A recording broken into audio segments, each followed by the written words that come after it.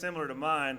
His wife Barbara gave us all good luck ties a few days ago, and I'm sleeping in mine for the next 5 days until this thing is over with. You know, as I've traveled throughout this district, and I love to go to plants and learn about industry, what those folks are doing, and my favorite question to ask is always, who are your competitors? And whether you're in Bald Knob or Little Rock or in White County, the answer is always the same. People always know their competitors. It's not Arkadelphia or Pine Bluff or Fayetteville. The competitors are Malaysia and Japan and China and the Philippines and Brazil and Mexico and Canada. That's true for all of us in Arkansas.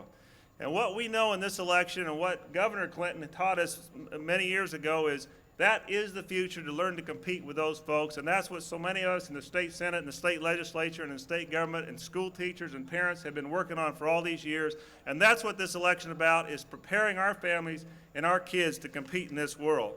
Now, we also know we got to pay for that stuff. Schools cost money. Drug-free schools cost money. Safe neighborhoods cost money. And so this election is also about who's going to do the best job at balancing this budget, achieving fiscal responsibility, but keeping track and keeping our sights on those things that are important, preparing our families and our kids for competition. And one little specific thing in all this is the Medicare budget that Senator Bumpers was talking about. You know, as a family doctor, I know Medicare has prolonged life, it has improved quality of life, it must be preserved. And I think, frankly, the Republicans feel that way, though, too. But if they really wanted to put their money where their mouth is, they would not have taken all that money out of Medicare to fund a tax cut that this country can't afford at this time, and it was the wrong way to go about doing it. I've been touring the last couple of weeks several of our small-town hospitals. Ooh. And it was in Jacksonville a few days ago, talking with that hospital administrator, and we had a local newspaper with us. And that administrator looked at that reporter and said, you need to understand, these were real dollars. Those cuts would have affected this hospital's ability to invest in its future, to buy MRIs, to complete construction, to build better OB facilities, all the kind of things that small town hospitals need and small towns need. He knew it was real dollars. Unfortunately, the current Congress did not know what those impacts would have meant for small town America, and it's time to send somebody to Congress that will know, and I'll be glad to be that person. Let me say also a point about, our President Clinton doesn't live in Arkansas right now, and he hasn't had to witness some of the campaign last week, but my campaign has kind of turned into an ugly sucker, and some of you out there have known it. And of course, there have been a lot of things that have been said that just flat out have been outrageous and insulting and not true, but the most recent one was 8 days ago that a vote for Vic Snyder would somehow lead to communism, which I didn't quite understand. I see this man down here with his Veterans for Clinton Gore with the USMC. This is my kind of guy here, having been an ex-Marine and a Vietnam veteran. But I don't know who writes my opponent's material, but somebody should have told him that communists tried to kill me in 1968 and 69, and we've not had a very close relationship since that time. But why is he saying, why are they having to say all these outrageous and insulting things? I mean, they're getting desperate. Why are they desperate? You'd be desperate too if you're wrong on education, wrong on Head Start, wrong on student loans, wrong on Medicare, wrong on the environment, wrong on the direction this country needs to go. Please elect me, please vote for me, and I'll be the kind of congressman that you'll be proud of. And I've got to make one special observation here. You know, there are 435 congressional districts, and everyone's important to President Clinton. But Mr. President, you can only vote in one. And I would like your vote, Mr. President. Thank you very much. It's now my great pleasure to introduce Winston Bryant. I've previously introduced him as Susan's husband, but I want you to know, as somebody who's been in the state Senate for 5.5 years, the job that Winston Bryant has done in just the everyday stuff that you all don't see in terms of helping us draft laws that improve the quality of life, whether it's victims' rights legislation or consumer rights legislation, or just improving the quality of the legal system of Arkansas. Winston Bryant has been an excellent Attorney General, and I'm proud to introduce the next U.S. Senator from Arkansas, Winston Bryant.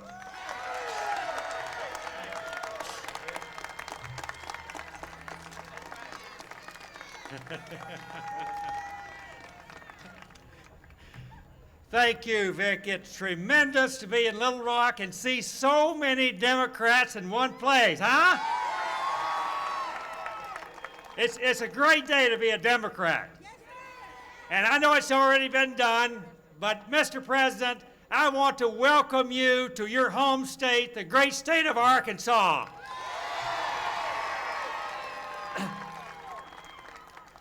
President Clinton has done an outstanding job as president. We're very proud of his record, and based on his record, he deserves to be reelected. Despite the unfair attacks by the National Republicans, President Clinton will be reelected.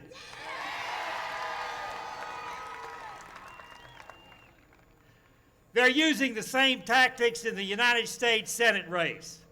The National Republican Party will spend about $5 million to try to buy this Senate seat.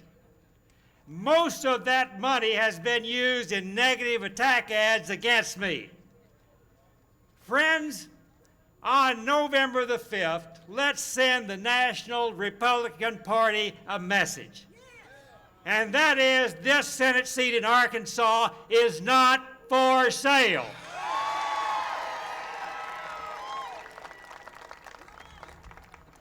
I'm sick and tired of the National Republicans using Whitewater and the special prosecutor to bash and belittle our president in the state of Arkansas.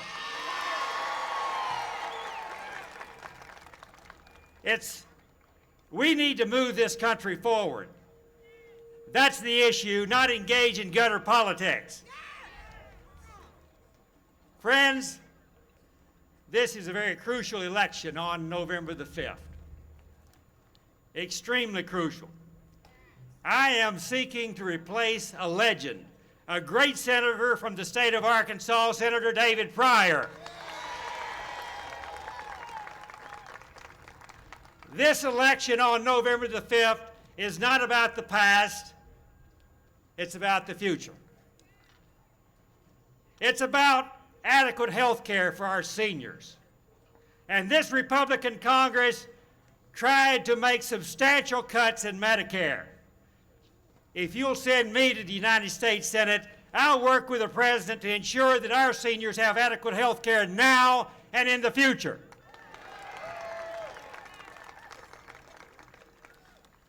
This election is about educating our kids. And I come at education from a personal standpoint. My wife, Susan, is a teacher in the Malvern Public Schools.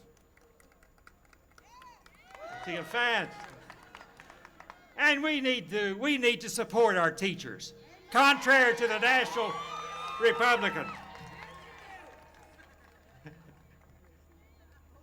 This is about educating our kids this election on November the 5th.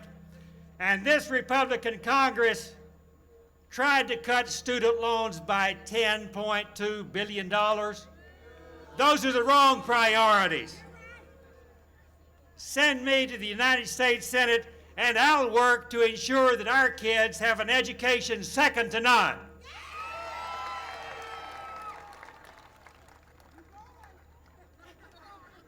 Friends, this election is about how we treat our veterans. And this Republican Congress tried to gut veterans programs. I'm a veteran, I'll support our veterans, and I'll work with the President to ensure that this country fulfills its commitment to our veterans.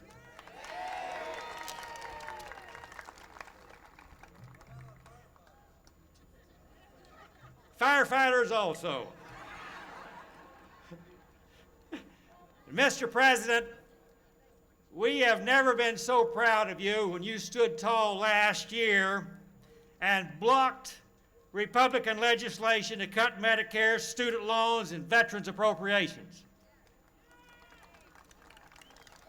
When Vic Snyder and I are elected to the Congress and the Senate, Mr. President, you won't have to veto legislation to protect our seniors and our students and our veterans. I'm going to be an independent senator, an independent Democrat that follows in the tradition of Senator David Pryor and put you, the state of Arkansas, first. Thank you. I need your vote and support on November the 5th.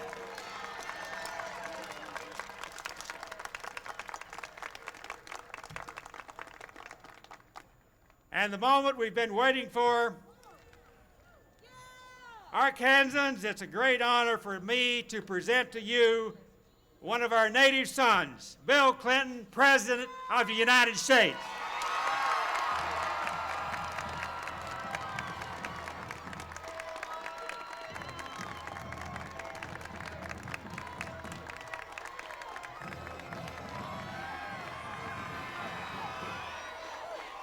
Thank you. Thank you. Thank you. Thank you. Thank you.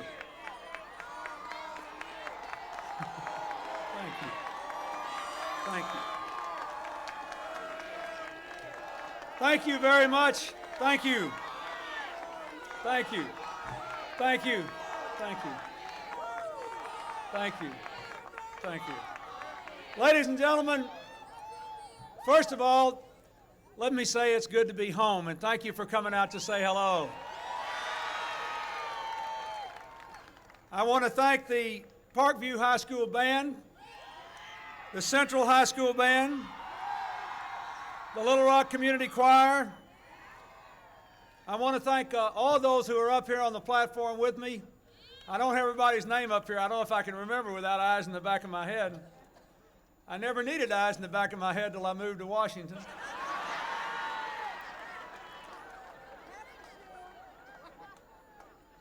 I'm glad to be here today.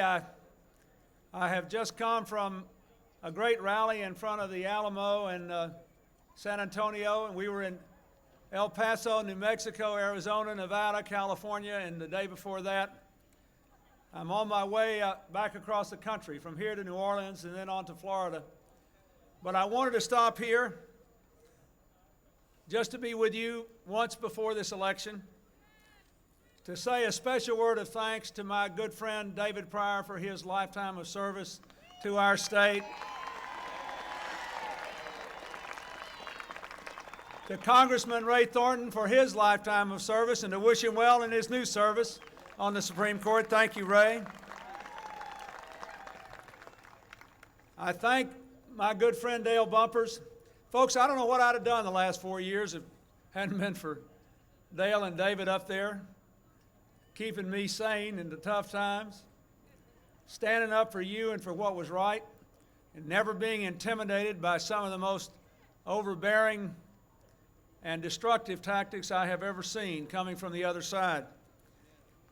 I want to thank Sharon Priest and Lottie Shackelford and Julia Peck Mobley and Gus Wingfield, Charlie Daniels, Mayor Daley, Mayor Hayes, Judge Valines. Thank you, Charlie Cole Chafin, for running for Lieutenant Governor, and good luck to you. You were terrific. Bynum Gibson, my longtime friend Jimmy Lou Fisher, who was the coordinator of my campaign in the 1st Congressional District in 1978. We've been together a long time. Thank you, Jimmy Lou. I read an article in the paper today, our morning paper here, saying that if the past was any precedent, it might be a mixed blessing for Winston Bryant and Vic Snyder and Marion Barry and Ann Henry for me to be coming down here today, because Arkansas people didn't really like for the president to tell them how to vote. Well, I couldn't tell you how to vote when I was governor. I don't know how I'm starting out. Never occurred to me to tell you how to vote. I will say this, since he asked me for it, I'm going to give Vic Snyder my vote on Tuesday. I'll be here, and I'll be proud to vote for him. And I'll be proud to vote for Winston Bryant, and I wish I could vote for Marion and Ann. Let me say to all of you, you ought to vote for yourselves, your children, and your future on Tuesday. But you need to understand that while all 4 of these people are friends of mine, and I have worked with them, and I know them very well, what you really should be voting on is what you want our country and this state to look like when we start that new century just 4 years from now. We're about to have a presidential election for the last president of the 20th century and the first president of the 21st century. And the stakes could hardly be greater. We're actually very fortunate because not only are the consequences large, but the choice is so clear. I really don't like a lot of what's happened in politics in the last several years. I don't like the fact that, especially when you get down toward the end and people get desperate, they think the only thing to do is to try to convince you that their opponent's no good. The truth is, since you all started me out 22 years ago, it has been my experience that most people who do the public's work are honest people. They work hard and they do what they think is right, virtually all the time, in both parties. That's been my experience. And what I want to talk to you about today is that there are honest differences here. You know, I worked with Representative Hutchison when he was in the state legislature. I liked him. We had a cordial relationship. Hillary and I send our prayers out to Tim and his wife for the welfare of their son. I know all of us feel that way without regard to party. We ought to get away from this idea that we have to demonize our opponents in order to clarify our differences. This is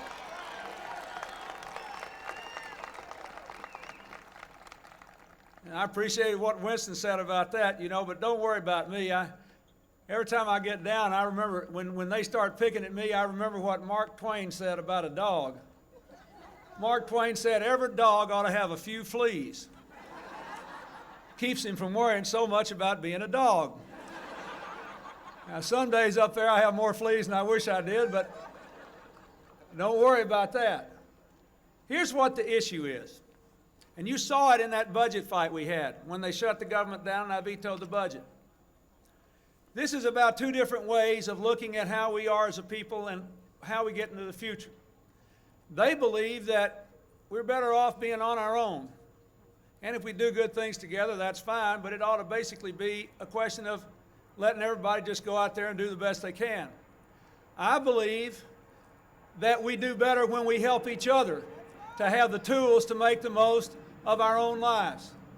Every politician I ever knew would try to give a speech every now and then trying to convince you that he or she was born in a log cabin that they built themselves.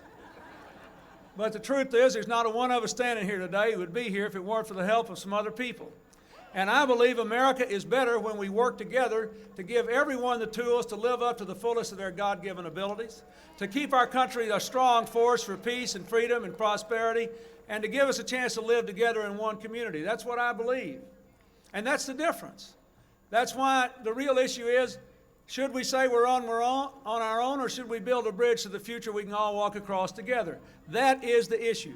That's the issue in all these Congress races. That's the issue in this Senate race. That is the issue.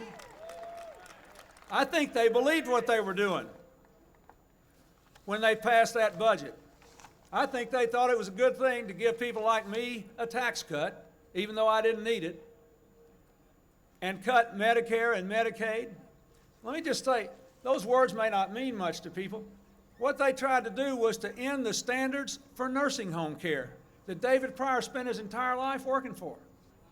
They thought that was an inappropriate thing for us to be doing together, saying that there are some things that every senior citizen and every nursing home and every place in America ought to know that they can get if the government is paying through the taxpayers' money to put them in the nursing homes.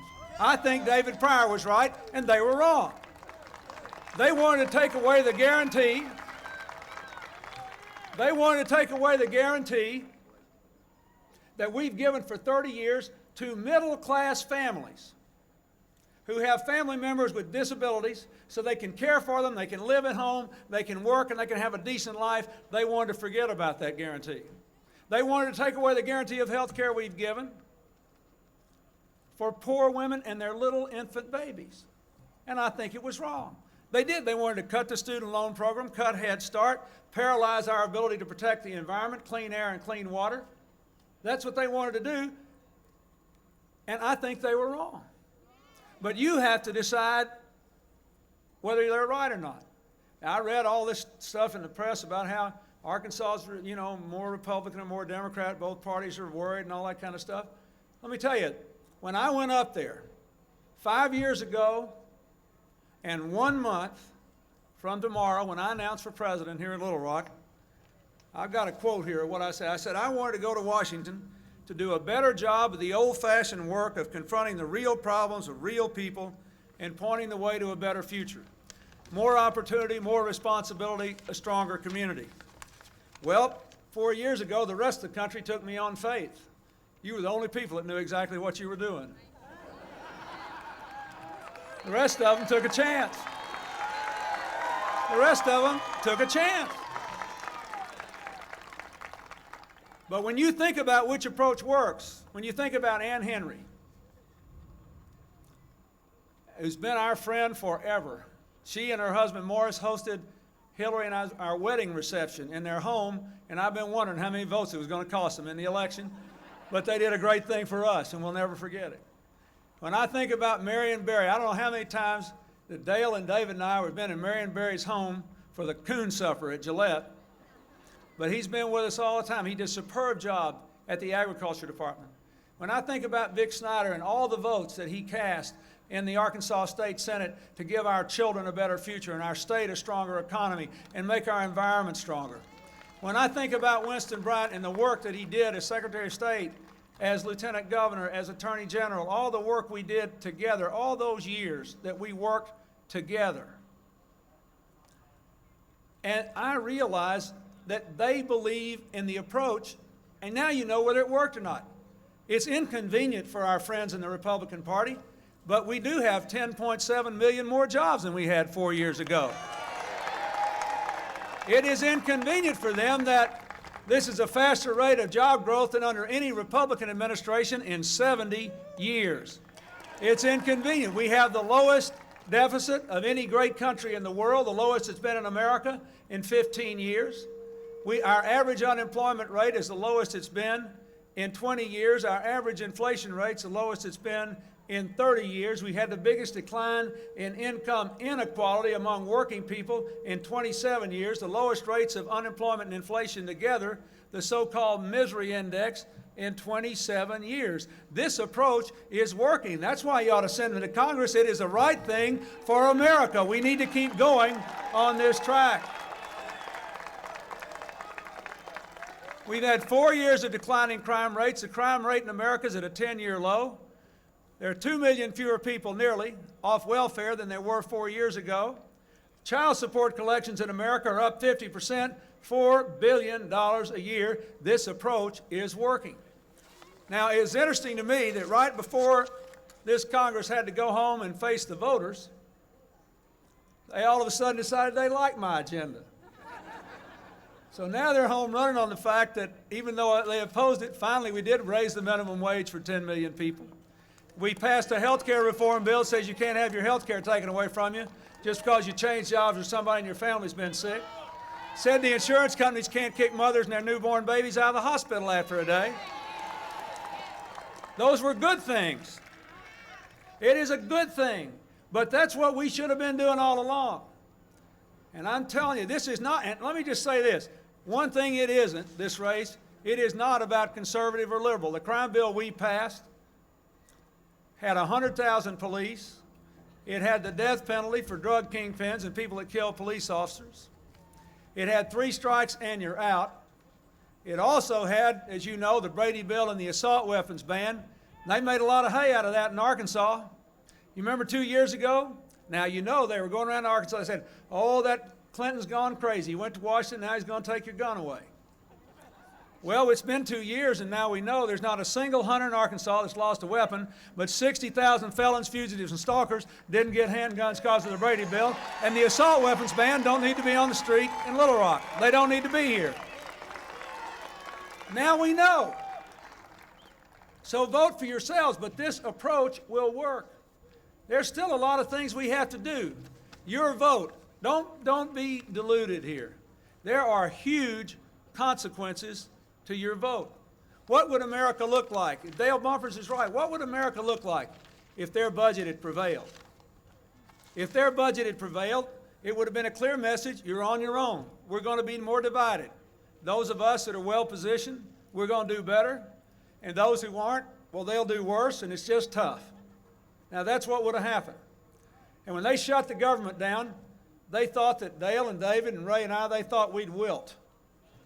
They thought that the Democrats would just be miserable not having the government open every day. They were even willing to bring us to the point of default, the people in that Congress were, to wreck all the economic progress we'd made because they thought we'd wilt. And you know what I told them? I said, I'd a lot rather see the American people hurt for 20 or 30 days than for 20 or 30 years. You have at it. I'm not going to buy that budget. You can forget about it. Now you have to decide. But how you vote in these races will determine whether we do what I want to do, which is to balance the budget and still protect Medicare and Medicaid and education and the environment, or adopt their scheme of an even bigger tax cut, which would still raise taxes on 9 million of the hardest pressed working people in America and blow a hole in the deficit and require bigger cuts than the ones I vetoed. You have to decide. You have to decide whether we are going to continue to put 100,000 police on the street. It's an amazing thing. You ask the mayors that are here. This is amazing. First, they tried not to put 100,000 police on the street. Then they tried to do away with it in their budget. Then they tried to cut it back a third time. And I stopped them every time. I'd like to have somebody up there in Washington who believes in law enforcement and would like to make our streets safer. If we have 4 more years of declining crime, we might have every neighborhood, every street, every school, and every child in this country safe again. And that's what I want, and that's what they want. And I hope you'll give us a chance to do it.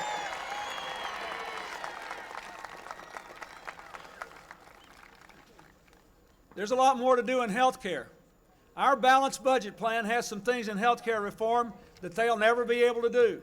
But I've turned it in a balanced budget plan. Let families keep their health insurance for 6 months when they're between jobs. Put another 1 million children into the ranks of health insured. Free mammograms for women on Medicare. And a little help for respite care for the 1.7 million families who are courageously helping to care for family members with Alzheimer's disease. These are important things. They won't do it, and we will. If you want that done, you better vote for them. That's what's at stake here. But let me say this. Of all the issues, and you know them well, the biggest issue before us involves these children here, and that's the question of education. What is their plan for education? Abolish the Department of Education. Do you really want that? Do you believe America can afford to be the only great country in the world to start the 21st century with no one even sitting at the President's cabinet to speak for the children of America? That's their position. My position is hook every classroom in every rural school in Arkansas and every inner city school up to that information superhighway and give those kids access to world-class education. Open the doors of college education to all Americans. You want to talk about a tax cut, the most important tax cut we could give is to let people deduct the cost of a typical community college tuition from their tax bill. That would open 2 more years of education to every American. Let people deduct $10,000 a year for college tuition at any college in America. Then every young person and every grown-up who needs to go back to college could afford to go. That is the choice. And you just have to decide. And I'm telling you, when you go in there on Tuesday, when you talk to your friends and neighbors and you go back home, there are people here from all over this state, from all of our congressional districts. You tell them that it's exactly what is on the line here. Are we going to do this together, or are we going to be driven apart? You know, so much, when I left here, I couldn't have known exactly what challenges would confront me as president, in terms of foreign policy especially. I'm grateful that the United States has been a force for peace. I'm grateful that we've been able to open new markets for American products, and we're selling more American products than ever before. We're #1 in auto production now for the first time since the 1970s. I'm glad we've been able to do these things. But it's amazing how much time I have to spend with people around the world doing things that we try to teach our children not to do. People all over the world. You look at the Middle East or Bosnia or Haiti or Northern Ireland, or all those tribal wars in Africa and all this. What is this about? People hating each other because they're of different religions, different races, different ethnic groups, and different tribes. Everything you try to teach your kids not to do, you know, treat everybody with respect and define yourself in terms of what you believe, not who you can look down on. There are people all over the world now who are literally consumed with hatred for other people because they're in different groups. And if we get divided, that will happen more. That's why I spoke out so strongly against hating people who work for the federal government after the tragedy at Oklahoma City. That's why when all these church burnings occurred, we got on it and we tried to stop it. We tried to get after it. And that's why I want you to think about that too. How long were we held back in this state because black people and white people couldn't get along? How long? How long will we be held back in the 21st century if we say we're not going to work together, I want mine, you get yours, there's the future, I hope you make it. Hillary was right, it does take a village to raise our kids and to build our future.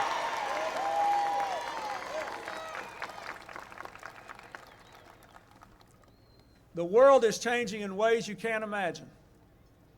Arkansas will change in ways you can't imagine. No one can fully foresee the implications. When I became president, 3 million people were making a living in their homes. Today, because of computers, 12 million people are making a living in their homes. 4 years from now, 30 million people will be making a living in their homes. In the last 4 years, we found 2 genes that cause breast cancer. And if we're lucky, we may be able to find enough genetic information not only to cure breast cancer, but to prevent it. We're using a lot of these satellite sophisticated imaging technologies now to beam them into bodies to see if we can find out what's wrong with people before any of their problems get out of hand. We just found out that we could make a laboratory animal with its spine severed have movement in its lower limbs by transferring the nerves from the legs to the spine. None of this has ever been done before. We're building a supercomputer, the government is, with IBM that'll do more calculations in 1 second than you can do on a handheld calculator in 30,000 years. I'm telling you, the world is changing. And for us to go back to the old politics that the other side is preaching, trying to convince people that their opponents don't share American values, that they're aliens from outer space, that everything the government ever did was wrong, is nuts. We have to stand up for a bright future. The best days of this country are still ahead, but we'll only achieve them. We will only achieve those days if we define carefully what we should do together. But I'll say again, it's not about liberal and conservative. I want you to tell your friends and neighbors this when you go home. We have reduced the size of the government to its smallest size since Kennedy was president, more than the last 2 Republican administrations did. We eliminated more government regulations and more government programs than the 2 Republican administrations did. We privatized more government operations than the 2 Republican administrations did. This is not about liberal or conservative. We have run by far the most fiscally conservative government, and we've done more to stand against crime, and we've stuck up for this country and having a strong foreign policy. I think the record will stand on its own. This is not what that's about. This is about whether you're going to be diverted and divided, or whether we're going to find common ground and build that bridge to the 21st century together. You've got enough sense to figure out how to talk to your friends and neighbors about that between now and Tuesday. Don't let the people of Arkansas be diverted from the real issue. This country's better off, and this state's better off than it was 4 years ago. It's going to be better off 4 years from now if we stay on the right track to build that bridge to the 21st century. Thank you, and God bless you all.